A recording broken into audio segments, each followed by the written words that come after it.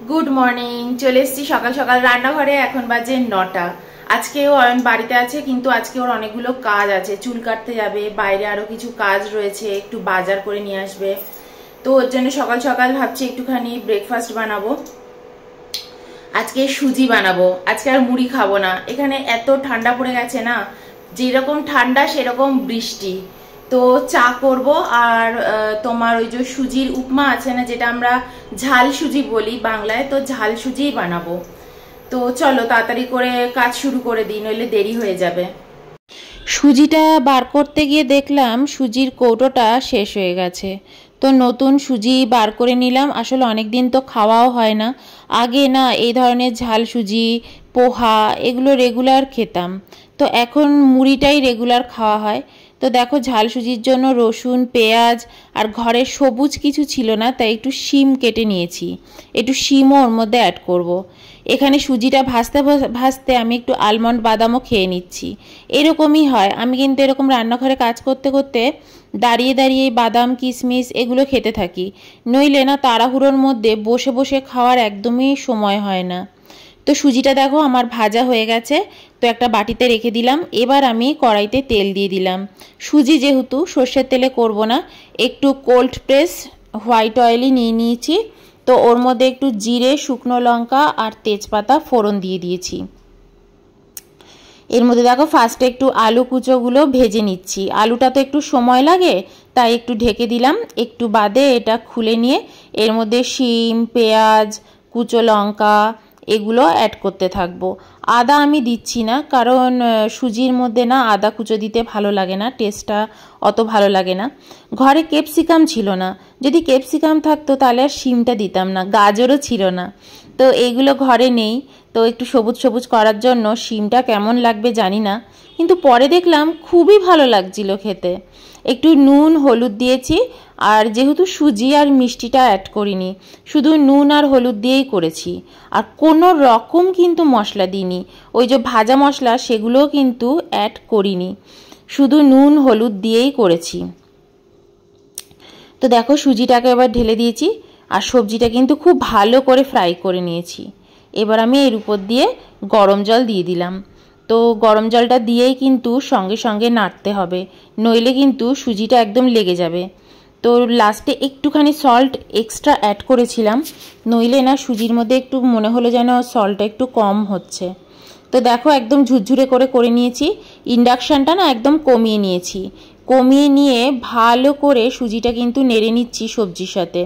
যত সুজিটা নাড়তে থাকবে না, তত কিন্তু ওটা ড্রাই হতে থাকবে, ঝুরঝুরে হতে থাকবে। আর যত ঝাল সুজি ঝুরঝুরে হবে, ততই খেতে টেস্টি হবে। তো দেখো অয়নের জন্য ওই বাটিটাতে নিয়ে নিলাম। ও আবার একটু বেরোবে, তো ওর জন্য বাটিতে নিয়ে নিচ্ছি। এবার আমিও আমার বাটিটাতে নিয়ে নিচ্ছি। ফার্স্টে আগে ওকে খেতে দেব, তারপর আমি খেতে বসবো। একটু গুছিয়ে নিই রান্নাঘরটা, তারপর বসছি এসে। তো ওকে দিয়ে দিলাম।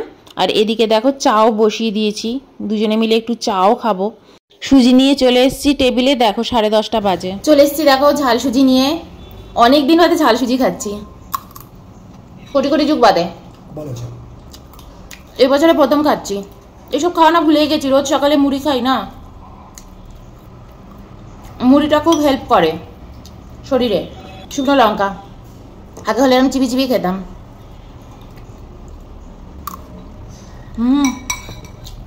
গরম গরম হেভি লাগছে লঙ্কা। 14 বার উঠি, বুঝলে, 14 বার উঠতে হয়। খেতে বসে শান্তি আছে?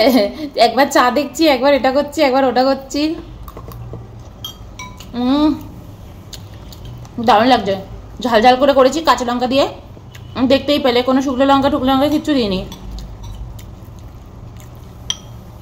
শুধু একটু জিরে ফোড়ন দিয়েছি। এর মধ্যে না যদি একটু গোটা সর্ষে ফোড়ন দাও এই উপমাতে, খুব খেতে ভালো লাগে। আমি না উপমা বলছি বারবার, এটা উপমা না, এটা ঝাল সুজি, আমাদের বাঙালিদের ঝাল সুজি। তেজপাতা দিয়ে, কারি পাতা দিইনি। কারি পাতাটা দিলে তাও বলতে পারতাম যে হ্যাঁ। তো চলো খেয়ে নিই, চাটা হোক।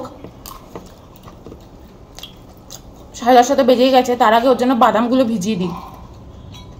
অয়ন বাইরে থাকলে না সব কিছু উঠতে কাজ করতে একটু দেরি হয়। ওর জন্য সকালের দিকে বাদামটা ভিজিয়ে দিলে সকালে উঠে আগে ফার্স্টে একটু বাদাম খেয়ে নিই, তারপরে এই কাজগুলো হাত দিই। ব্রেকফাস্টের পালা শেষ, এবার অয়ন চলে যাচ্ছে চুল কাটতে, তার সাথে সাথে একটু বাজারও করে আনতে বলেছি। তো বেরিয়ে গেল আর আমি সোজা চলে যাব এবার রান্নাঘরে। তো দেখো ফ্রিজ থেকেই পুরনো চাল কুমড়োটা বার করেছি, এটা ফ্রিজের মধ্যেই ছিল। তো আমি ভাবছি আজকে চাল কুমড়ো ঘন্ট করব। সকালবেলা আমি মুগ ডালও ভিজিয়ে দিয়েছি, চাল কুমড়োটা অনেক দিন ধরেই ফ্রিজের মধ্যে ছিল, তাই দেখো একটু কেমন শুকনো শুকনো হয়ে গেছে। তো তাড়াতাড়ি করে এটা আজকে রান্না করে ফেলতে হবে। তো আমি তো সাধারণত অনেকগুলো পদ করি না, ওর জন্য না আমার সবজি একটু থেকে যায়, অল্প করে আনলেও থেকে যায়। তো ভাবছি আজকে চাল কুমড়ো ঘন্ট করবো আর এর মধ্যে একটু বড়িও অ্যাড করব। পাশে পেঁয়াজটা কেটে রেখেছি, ওটা একটু মুসুরির ডাল করব। তো ভাবছি পেঁয়াজ ডাল করব, তাই ওর জন্য ওটাও একটু সাইডে কেটে রেখে দিয়েছি। তো এদিকে দেখো চাল কুমড়ো আমি ভালো করে ধুয়ে নিয়েছি আর কেটেও নিয়েছি, আর এর মধ্যে মটর ডালের বড়ি অ্যাড করছি। তো বড়িটা ভাজা হয়ে গেছে, আর সর্ষের তেলেই রান্নাটা কিন্তু আমি করব। তো বড়িটাকে ভেজে তুলে রাখলাম বাটিতে। এবার আমি এর মধ্যে এক এক করে ফোড়ন দিয়ে দেব। শুকনো লঙ্কা, তেজপাতা, জিরে ফোড়ন দিয়ে দিলাম, আর দুটো এলাচকে দেখো এই যে ভেঙে ভেঙে দিয়ে দেব এর মধ্যে। ব্যাস, এর মধ্যে কিন্তু আলাদা করে আর গরম মশলা আমি লাস্টে অ্যাড করব না। তো এদিকে দেখো ফার্স্টেই আমি যে মুগ ডালটা ভিজিয়ে রেখে দিয়েছিলাম ধুয়ে ঠুয়ে, কাঁচা মুগ ডাল কিন্তু ভাজা নয়, তো সেই মুগ ডালটা ফার্স্টে অ্যাড করে দিলাম। আর এবার উপর থেকে চাল কুমড়োটা দিয়ে দেবো, নাড়াচাড়া করব না, ফার্স্টে একটু ঢেকে রেখে দেবো, নিচের ডালটা আগে সেদ্ধ সেদ্ধ হবে। তো এই দেখো এর মধ্যে আমি কিন্তু নুন, হলুদ, জিরে গুঁড়ো, ধনে গুঁড়ো অলরেডি অ্যাড করে দিয়েছি, চাল কুমড়োর উপরেই দিয়ে দিয়েছিলাম। তো দেখো সেটা দিয়ে ভালো করে নেড়ে দিলাম। লাস্টে একটু দেখো ঘি আর আমার ওই যে ভাজা যে মশলাটা, জিরে ধনে ভাজা মশলা, সেটা অ্যাড করে দিয়েছি। নুন হলুদ মিষ্টি তো অ্যাড করেই দিয়েছি। ব্যাস আর কিছুই দেবো না এর মধ্যে, ভালো করে নেড়ে চেড়ে নেব। একটু ধনে পাতা দিয়ে দিলাম লাস্টে, ঘরে ছিল তাই দিলাম। এবার নামিয়ে দিলাম। চাল কুমড়োটা নামিয়ে দিয়ে মুসুরির ডাল বসিয়ে দিয়েছি, সাথে আমি একটুখানি ফল খাচ্ছি। এখন বেজে গেছে 2:30, স্নান সেরে এই জাস্ট এলাম। অয়ন তো পুজো করেই নিয়েছে। আজকে যেই অয়ন বেরিয়ে গেছে আমি সঙ্গে সঙ্গে রান্নাঘরে গেছি, সমস্ত রান্না বান্না সারলাম। রান্না করতে না অতটা সময় লাগে না, কুটনো কুটতে এত সময় লাগে।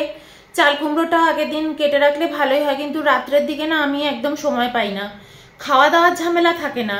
কিন্তু ধরো একটু এডিটিংটা করি, এখন তো 2টো চ্যানেল হয়ে গেছে, তো একটু এডিটিংটা করে নিই। তো এর জন্য এসে না তোমাদের সাথে সবসময় একদম কথা বলা হয় না। তো এই ব্লগটা আমি এখানে এন্ড করব না, সন্ধ্যেবেলা তোমাদের কয়েকটা কমেন্ট করব, তারপর আমি ব্লগটা এন্ড করে দেব। আর এখন খেতে বসে যাব, খিদে পাচ্ছে। খাবারটা গুছিয়ে গুছিয়ে প্লেটে সাজাবো, তাতেই 3টে বেজে যাবে। আমি 2:30 বললাম বটে, 2:30টার একটু বেশি হয়ে গেছে। মানে লাস্ট যখন ঘড়িটা দেখলাম 2:30 তখন বাজে। কিরকম ক্লান্ত লাগছে না আমাকে, মানে একটু ক্লান্তই হয়ে পড়েছি। সারাক্ষণ আমি দৌড়ে দৌড়ে কাজ করি। অয়ন আমাকে বলে যে তুমি একটু ধীরে সুস্থে কাজ করো। আমি না ধীরে সুস্থে কাজ করতে পারি না, আমি খুব দৌড়ে দৌড়ে কাজ করি। আমি ভাবি আমি 10 মিনিটেই কাজটা করে নিতে পারবো, তাহলে আমি এখন কেন উঠবো? তারপর উঠে না দৌড়োদৌড়ি করতে থাকি, এই হচ্ছে একটা সমস্যা। তো এই দেখো এই হচ্ছে আজকের মেনু, চাল কুমড়ো ঘন্ট, আর এই হচ্ছে গরমা গরম স্টিম রাইস, যেটা একটু বাদে নিয়ে বসবো খেতে। আর এর সাথে রয়েছে মুসুরির ডাল, পেঁয়াজ ডাল। এখন বাজে রাত্রি 9টা, তোমাদের কমেন্টগুলোই বসে বসে পড়ছিলাম, ভীষণ মজা লাগছিল সত্যি কথা। পিঙ্কি তুমি বলেছো যে পান খাওয়া নিশ্চয়ই খুব উপকারিতা আছে, তার জন্যই আমি মানে খাচ্ছি, এটাই তুমি বলেছো যে হ্যাঁ পান খাওয়া কিন্তু সত্যি খুব উপকারিতা, কিন্তু আমি যেভাবে চুন আর সুপুরি দিয়ে খাচ্ছি মোটেই সেটা কোনো উপকারিতা নয়, সেটা জাস্ট আমার একটা হ্যাবিট হয়ে যাচ্ছে আস্তে আস্তে। আমি ওই একবারই একটু খাই, যখন আমি খেয়ে দিয়ে উঠি দুপুরবেলা, আমি তো একবারই খাই, তো ওই কারণে খেয়ে উঠে ওই পুজোর পানটা ইচ্ছে করে যে একটুখানি সুপুরি আর চুন দিয়ে খেতে, তো আমি সেটা একটু খাই, মাঝে মাঝে আবার খাইও না। তো এটা কোনো ভালো অভ্যেস নয়, তোমার দিদি যে সব কিছু ভালো অভ্যেস রয়েছে এমন নয়, ঠিক আছে? তো আমাকে দেখে মোটেই পান সুপুরি চুন এগুলো খেও না। আমিও আস্তে আস্তে ছেড়ে দেওয়ারই চেষ্টা করছি, ছেড়ে দেওয়ারও কিছু নেই, আমি রোজ খাই না, মাঝে মাঝেই খাই। নাম নিচ্ছি না, তুমি ব্যাঙ্গালোরে থাকো, এবং আমার বাড়ির কাছাকাছি থাকো, আমি বুঝতে পারছি তুমি কিন্তু আমাকে খুব ভালোবাসো, আমিও তোমাকে খুব ভালোবাসি, কিন্তু কখনো এরপর আর কেউ কোনো লোকেশন নেবে না, দিদি তোমাকে এই লোকেশনে দেখলাম, তোমার এই লোকেশনে বাড়ি, বা এরকম ধরনের কোনো কমেন্ট করবে না, তাহলে কিন্তু উড়িয়ে দেবো কমেন্টগুলো, কারণ এগুলো কিন্তু সোশ্যাল মিডিয়ায় জানানো একদমই উচিত না, আর আমার জন্য উচিত না, তোমার জন্য উচিত না। কে কীরকম লোক চারপাশ থেকে আমাদের দেখছে রেগুলার, আমরা তো জানি না। যারা আমাদের রোজ দেখছে, আমাদের ব্লগ দেখছে, তারা যে সকলে আমাদের ভালোবাসে এমনও কিন্তু নয়, তাই না? তো একদম দেবে না, তোমার লোকেশনও জানানোর দরকার নেই, আমারটাও দরকার নেই।